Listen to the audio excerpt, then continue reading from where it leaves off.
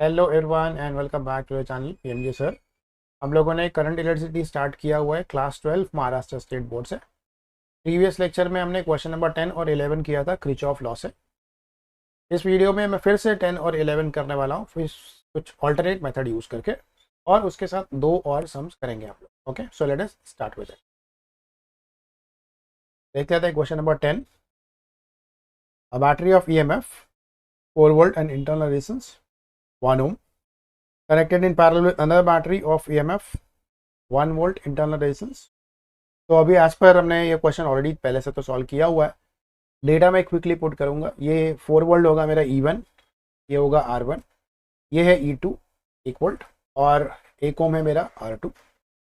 with their like poles connected together the combination is used to send current through an external, ये होगा हमारा capital R। calculate the current through capital R। so quickly I'll draw the circuit diagram for this।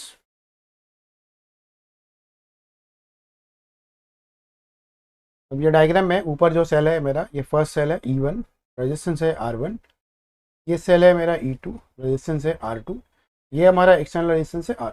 Okay, अब यहाँ पे given क्या क्या है, तो इट इज E1 का वैल्यू 4 वोल्ट, E2 जिसका वैल्यू है 1 वोल्ट, यहाँ पे इंटरनल रेजिस्टेंस R1 है जिसका वैल्यू है 1 ओम, इंटरनल रेजिस्टेंस R2 है जिसका वैल्यू है 1 ओम, और यहाँ पर एक कैपिटल R है एक्सटर्नल रेजिस्टेंस जिसकी वैल्यू है 2। The formula that I am suppose to use here is, यहाँ पे क्वेश्चन में लिखा था कि दोनों सेल के पॉजिटिव्स, ये पॉजिटिव और ये पॉजिटिव, ये जो भी करंट ये लोग सेंड कर रहे हैं ये कंबाइन होकर एक साथ एक्सटर्नल से फ्लो करेगा। तो लेट अस से E1 में से करंट I1 आ रहा है, E2 में से करंट I2 आ रहा है, तो कंबाइन होकर करंट क्या जाएगा, I जाएगा। Now what to find from here is current flowing through the external resistance, मतलब हमको यहाँ पर I की वैल्यू ढूंढनी है। Okay, now in your 11th standard there was a derivation कि अगर कभी ऐसे दो सेल्स पैरेलल में लगे हो जहाँ उनकी पोलैरिटीज मैच कर रही है, मतलब ये प्लस प्लस ऐसा अगर ये मैच हो रहा है, तो इसका इक्विवेलेंट फाइंड आउट कर सकते हैं। तो इक्विवेलेंट EMF का भी ढूंढ सकते हैं, इक्विवेलेंट ES इंटरनल रेजिस्टेंस का भी ढूंढ सकते हैं। तो we are using that method over here. तो I will write the formula. E equivalent का फॉर्मूला क्या होगा, तो it is E2 R1 plus E1 R2 divided by R1 plus R2। Okay, values डाल देंगे इसका। E2 का वैल्यू है 1, तो इट इज 1 इंटू R1 का वैल्यू है 1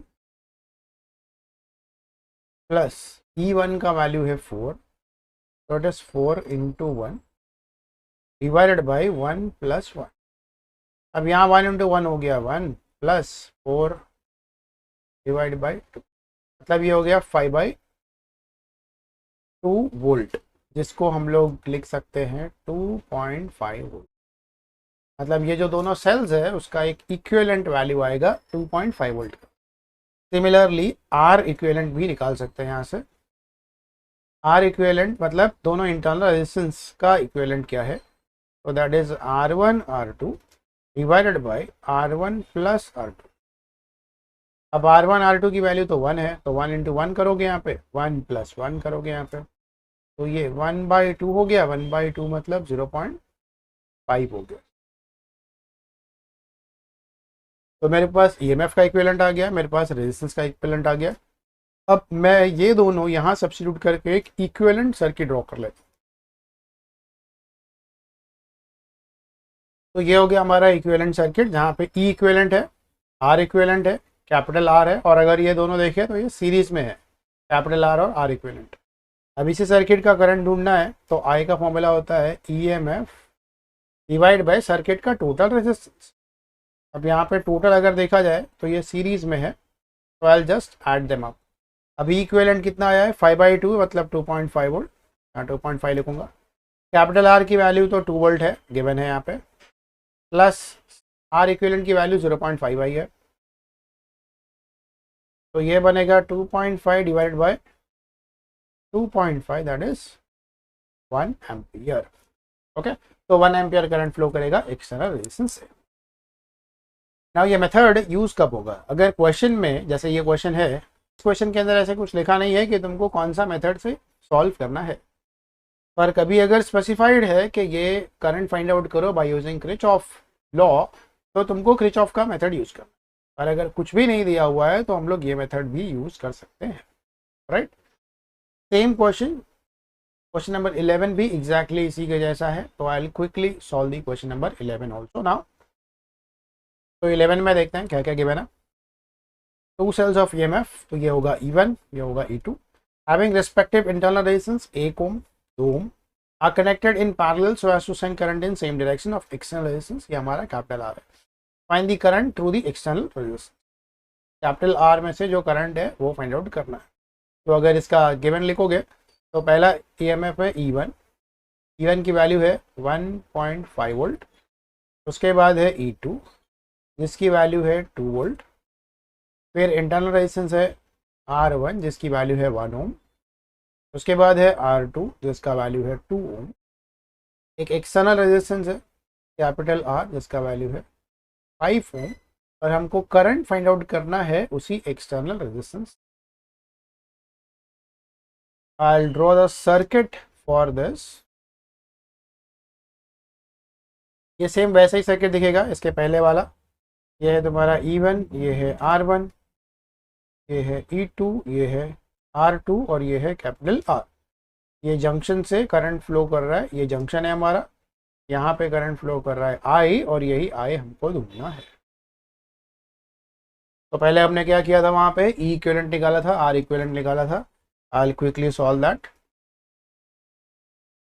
तो E इक्विवेलेंट का फॉर्मूला क्या होता है, it is E1 R2 plus E2 R1 divided by R1 plus R2। Okay, उस केस में मैंने E2 पहले लिखा था, पर it is well and fine, ऐसा लिखना होता है। तो E1 की वैल्यू है 1.5, तो इट इज़ 1.5 इंटू R2 का वैल्यू है 2, पहला टर्म, प्लस E2 का वैल्यू है 2 इंटू R1 का वैल्यू है 1 divide by R1 plus R2। तो R1 है 1 और R2 है 2। अब ये बन जाएगा 1.5 इंटू 2, ये बन गया 3 प्लस 2 इंटू 1 2 डिवाइड बाई 3। तो ये टोटल क्या आ गया, 3 प्लस 2 5, दैट इज 5/3 वोल्ट। ये हमारा इक्विवेलेंट EMF। बस ऐसा ही क्या ढूंढना है, इक्विवेलेंट रेजिस्टेंस ढूंढना है। फॉर्मूला है इसका R1 R2 divided by R1 plus R2। R1 की वैल्यू 1, R2 की वैल्यू 2, तो 1 इंटू 2 1 प्लस 2, ये आ जाएगा 2 divided by 3 ohm. Equivalent resistance आ गया है। तो ये मैं इक्विवेलेंट सर्किट रीड्रॉ करूंगा यहाँ पे। ये इक्विवेलेंट है, ये R इक्विवेलेंट है, ये करंट है और ये एक्सटर्नल रेजिस्टेंस। सेम फॉर्मूला जो पीछे यूज किया है करंट के लिए, I is equals to E equivalent divide by capital R plus R equivalent. E equivalent का वैल्यू 5/3 है। R इक्विवेलेंट और R ऐड करना है, तो कैपिटल R का वैल्यू क्या है 5 प्लस 2/3। तो ऊपर तो 5/3 आएगा, नीचे ये क्रॉस मल्टीप्लाई हो जाएगा तो ये 3 चला जाएगा इधर, 5 3 15, 15 प्लस 2 17, तो इट इज 17/3। ये 3 और 3 कैंसिल हो गया, तो आ जाएगा ये 5/17 एम्पियर। ये हमारा आंसर। ओके, तो देख लेते हैं नेक्स्ट क्वेश्चन। तो क्वेश्चन नंबर 12 में देखते हैं, a voltmeter has a resistance of, तो एक वोल्टमीटर है 30 ओम्स का। What will be its reading when it is connected across a cell of EMF, तो E की वैल्यू हो जाएगी हैविंग इंटरनल रेजिस्टेंस 10 ओम, ये बन जाएगा स्मॉल r। तो अगर मैं यहाँ पे गिवन लिखूँ तो वोल्टमीटर का जो रेजिस्टेंस होता है उसको कैपिटल R लिखते हैं, क्योंकि वो लोड रेजिस्टेंस ऐसा काम करेगा। तो कैपिटल R की वैल्यू है 30 ओम्स। इंटरनल रेजिस्टेंस को लिखते हैं स्मॉल r जिसकी वैल्यू है 10 ओम्स। EMF का वैल्यू यहाँ पर 2 वोल्ट है। Now if we draw the circuit for this, it is एक EMF होगा E, positive here negative here, इसके साथ एक इंटरनल रेजिस्टेंस है जो है स्मॉल r। अब इसके साथ यहाँ एक रेजिस्टेंस लगा हुआ है,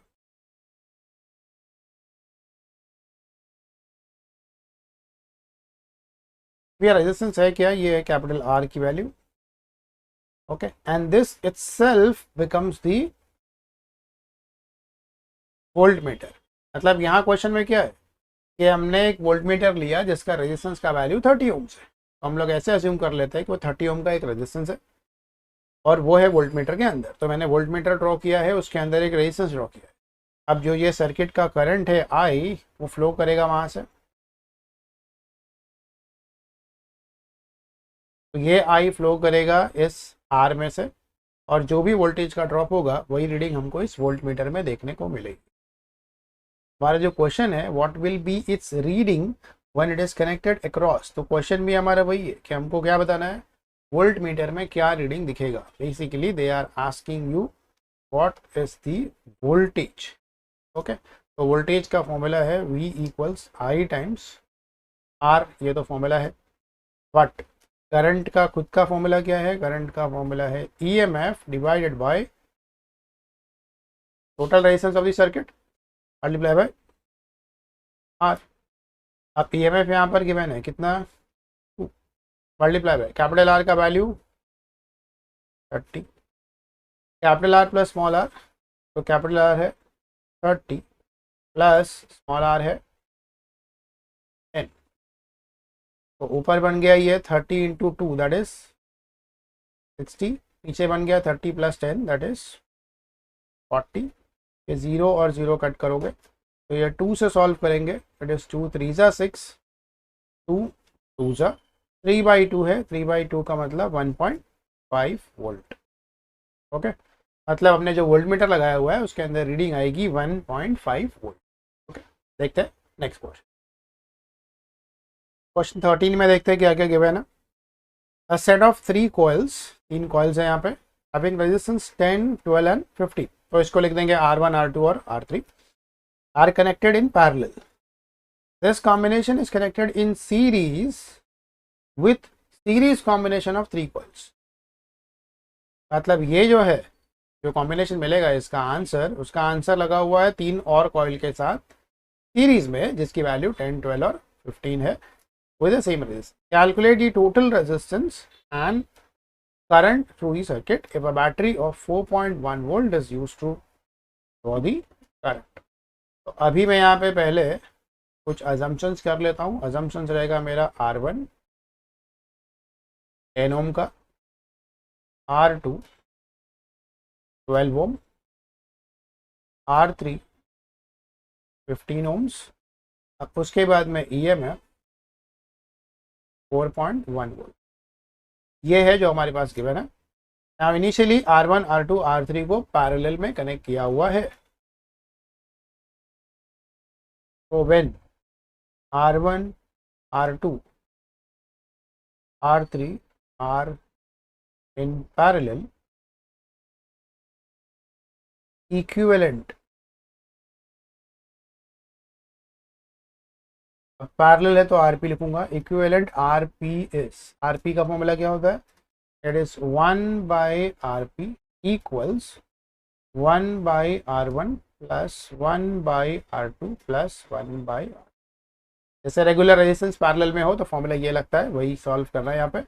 अब 1/R1 है 1/10 प्लस 1/12 प्लस 1/, पहला 2 टर्म अगर मैं सॉल्व करूं ये दोनों, तो ये 12 चला जाएगा इधर, 10 चला जाएगा इधर, तो it is 12 plus 10 that is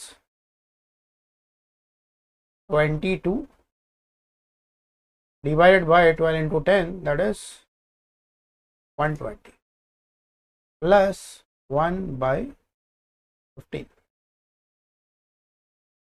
अब ये 22/120 है, उसको 2 से डिवाइड कर लेंगे तो ये बन जाएगा इक्वल टू, तो 2 से डिवाइड करोगे तो ऊपर आ जाएगा 11, नीचे आ जाएगा 60 प्लस 1/15।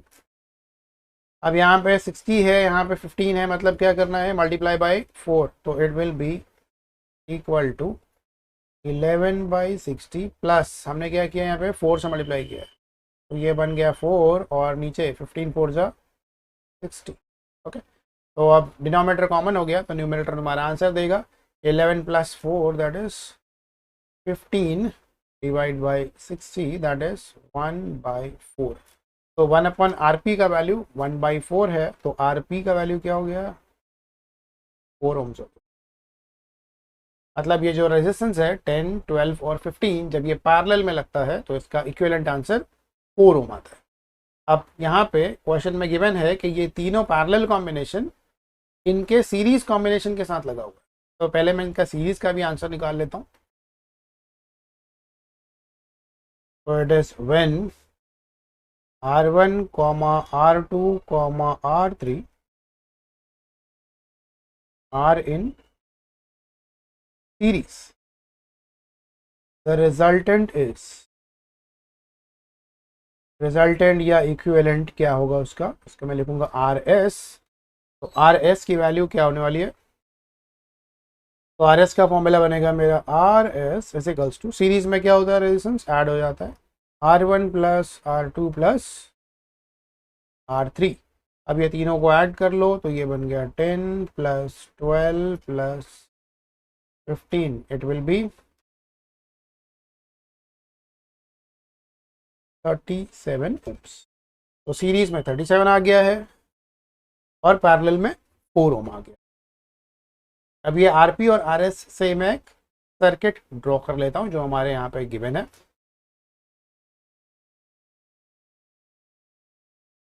अब यहाँ पे देख लेंगे तो जंक्शन बना हुआ है, जंक्शन देखो यहाँ है, ये पॉइंट और ये पॉइंट, ये तीनों रेजिस्टेंस कौन कौन से है, पहला वाला R1 है, दूसरा वाला R2 है, तीसरा वाला, इस सब का एक आंसर मिला हुआ है जिसका नाम हमने रखा है RP। तो अब R1, R2, R3 नहीं अज्यूम करेंगे, उसकी जगह पे RP सिंगल रेजिस्टेंस अज्यूम करेंगे। सेम यहाँ पे था, ये है R1, ये है R2, ये है R3, बट इस R1, R2, R3 को रिप्लेस कर देंगे और एक ही रेजिस्टेंस अज्यूम करेंगे जो है RS। तो अब ये सर्किट ऐसा दिखेगा कि यहाँ पे एक सेल लगा हुआ है जिसकी वैल्यू अज्यूम कर लेते हैं E, यहाँ से करंट जा रहा है I और ये कहाँ से जा रहा है, यहाँ पे पहुँचेगा। अब ये RP में से जाएगा, उसके बाद ये RS में से जाएगा and it will get back to the cell. Okay, अब यहाँ पे करंट ढूंढना है हमको, तो करंट का formula will be I = EMF divided by resistance का एडिशन, क्योंकि यहाँ देखेंगे तो RP और RS अब क्या आ गया, सीरीज में आ गया हुआ है, तो E/RP + RS। E का वैल्यू है यहाँ पे 4.1 वोल्ट डिवाइडेड बाय RP है 4 प्लस RS है 37, तो इट इज 4.1 डिवाइडेड बाय 41। तो बेसिकली ये क्या है 1/10, दैट इज 0.1 एम्पियर। तो सर्किट में फ्लो होने वाला करंट कितना है 0.1 एम्पियर। तो क्वेश्चन में क्या क्या पूछा था देख लेते हैं वापस से। देखो यहाँ पे क्या क्या गिवन है, कैलकुलेट दी टोटल रेजिस्टेंस ढूंढना है एंड करंट। तो करंट तो हमने यहाँ ढूंढ लिया। अब अगर टोटल रेजिस्टेंस लिखना भी है तो टोटल रेजिस्टेंस क्या है, R = RP + RS। तो एक्चुअली यहाँ हमने यूज़ किया है RP + RS, इसी को ऐड कर लोगे तो ये क्या आ जाएगा 41 ओम्स। तो टोटल रेजिस्टेंस सर्किट का 41 ओम्स है और सर्किट में फ्लो होने वाला करंट कितना है 0.1 ampere. Okay, so with this I'll stop with this video. The remaining questions will come in the next video.